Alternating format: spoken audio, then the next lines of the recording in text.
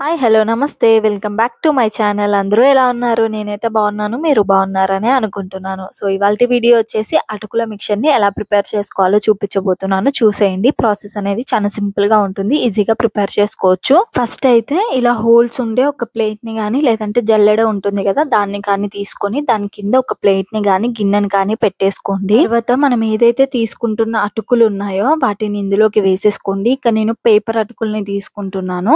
మీకు ఒకవేళ లావటుకులు దొరికితే అవి కూడా తీసుకోవచ్చు. 2 టేస్ట్ బానే ఉంటాయి. ఇలా మొత్తం అటుకుల్ని ఇందులోకి వేసుకున్న తర్వాత ఒక 5 మినిట్స్ పాటు వీటిని ఇలా ఊపుకుంటూ జల్లించుకోండి. ఇలా ఎందుకు చేసుకోవాలి అంటే మనకు అటుకుల కింద కొంచెం డస్ట్ లాంటిది ఉంటుంది. అలాగే ఏదైనా రాళ్ళు గానీ, ఏదైనా చెత్త గానీ ఉంటే అలా హోల్స్‌లో నుంచి కింద పడిపోతుంది. సో, ఇప్పుడు దీన్నైతే పక్కకు పెట్టేసుకోవాలి.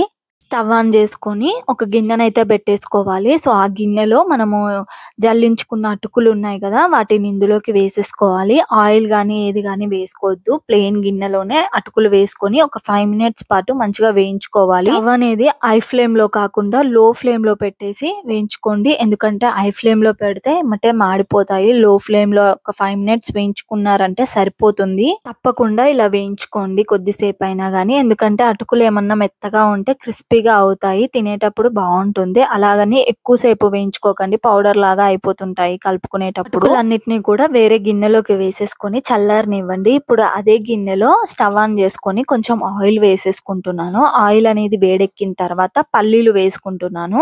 పల్లీలని ఒకసారి కలిపేసుకొని ఇదంతటిని కూడా లో ఫ్లేమ్‌లో కానీ, మీడియం ఫ్లేమ్‌లో కానీ పెట్టి చేసుకోండి. అండ్ నెక్స్ట్ వచ్చేసి పుట్నాలను వేసుకుంటున్నాను. పుట్నాలు వేసుకున్న తర్వాతకి కూడా ఒక 2 మినిట్స్ పాటు కలిపేసుకోండి. హై ఫ్లేమ్‌లో పెట్టారంటే ఇవన్నీ కూడా మాడిపోతాయి.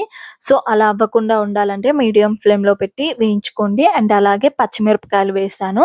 పచ్చిమిరపకాయలను కూడా ఒక 2 నిమిషాల పాటు వేయించుకున్న తర్వాతకి వెల్లుల్లి అలాగే ఎండుమిర్చిని కూడా వేసేసుకొని కలిపేసుకుంటున్నాను. వెల్లుల్లి అయితే తప్పకుండా వేసుకోండి. మీకు ఎంత వీలైతే అంత ఎక్కువ వేసుకోవడానికే ట్రై చేయండి. ఎందుకంటే టేస్ట్ మాత్రం చానా బావుంటుంది. అండ్ అలాగే కరివేపాకు వేసుకుంటున్నాను. కరివేపాకు మంచిగా వేగిన తర్వాతకి లాస్ట్‌లో అయితే రుచికి సరిపడా ఉప్పు వేసుకుంటున్నాను.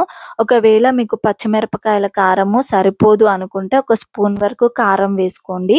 అండ్ అలాగే పసుపు వేసుకుంటున్నాను లాస్ట్‌లోకి. ఇవన్నిటిని కూడా ఒకసారి కలిపేసుకొని స్టవ్ అయితే ఆఫ్ చేసేసుకోండి. తర్వాతకి మనము వేయించి పెట్టుకున్న అటుకులు ఉన్నాయి కదా! వాటిని ఇందులోకే వేసేసుకొని ఒక 5 మినిట్స్ పాటు మొత్తం కలిసే విధంగా కలుపుకోండి. పసుపు అనేది అటుకులకి కలవడానికి కొంచెం టైం పడుతుంది. ఒక 5 మినిట్స్ పాటు కలిపేసుకున్నారంటే మొత్తం కూడా కలిసిపోతుంది. మీకు వీలైతే ఇందులో పల్లీలు వేయించుకునేటప్పుడే జీడిపప్పు కూడా వేసేసుకోవచ్చు. మంచి టేస్ట్ అయితే వస్తుంది. అంతే అండి ఈ వీడియో మీకు నచ్చిందా? ఒకవేళ నచ్చినట్టయితే తప్పకుండా లైక్ చేయండి, షేర్ చేయండి, కామెంట్ చేయండి. మరిన్ని మంచి వీడియోస్ కోసం ఛానల్‌ని అయితే సబ్స్క్రైబ్ చేసుకోండి. బాయ్.